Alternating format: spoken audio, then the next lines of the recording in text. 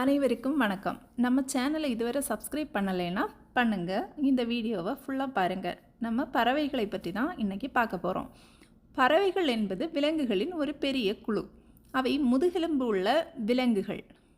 அதாவது அவை முதுகெலும்புகளை கொண்டுள்ளதாக இருக்குது. மேலும் பாலூட்டிகளைப் போலவே வெதுவெதுப்பான இரத்தத்துடன் இருக்கிறது. அனைத்து பறவைகளுக்கும் 2 கால்கள், இறக்கைகள் மற்றும் இறகுகள் இருக்கும்.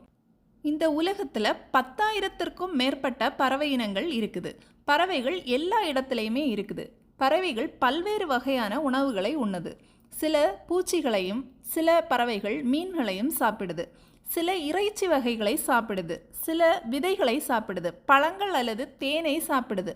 பெரும்பாலான பறவைகள் பறக்குது. ஆனால் அவை எல்லாமே பறக்கிறது இல்லை. பென்குயின்கள் போன்ற சில பறவைகள் அதற்கு பதிலாக நீந்துவதற்கு தங்கள் இறக்கைகளை பயன்படுத்துது.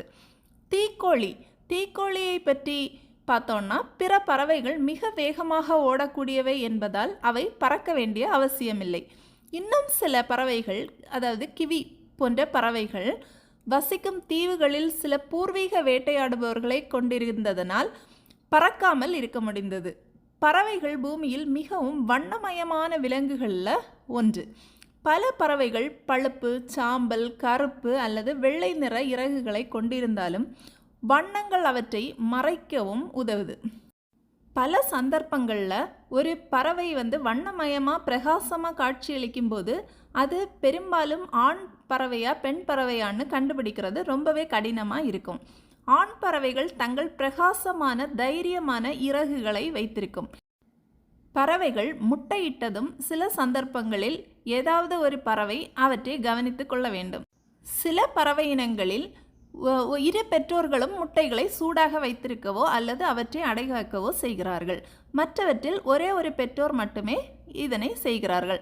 முட்டைகள் இடப்பட்டவுடன் அவை பொரிப்பதற்கு 10 நாட்கள் அல்லது 80 நாட்கள் வரை ஆகலாம். முட்டைகள் பொரிக்கும் போது இந்த குஞ்சு பறவைகள் உயிர் வாழ உதவி தேவை. மற்றவர்களை விட சில அதிக தேவைகளே உள்ளது. பறவை குஞ்சுகள் பொரித்த அதே நாளில் சுற்றி ஓடவும் சாப்பிடவும் தயாராக உள்ளன. பறக்கக்கூடிய சில வகையான பறவைகள் கூட உள்ளது. அவை குஞ்சு பொரித்தவுடன் தங்களை தாங்களே கவனித்து கொள்ள முடியும். இருப்பினும் மற்ற பறவைகள் தங்கள் குட்டிகளை மிக நீண்ட காலத்திற்கு கவனித்து கொள்ளும். பல வகையான பறவைகள் மனிதர்களுக்கு மிகவும் முக்கியமானவை. சில பறவைகளுக்கு அவற்றின் முட்டைகள் அல்லது இறைச்சிக்காக வளர்க்கப்படுகின்றன. சில பறவைகள் அவற்றின் அழகான இறகுகளுக்காக வளர்க்கப்படுகின்றன.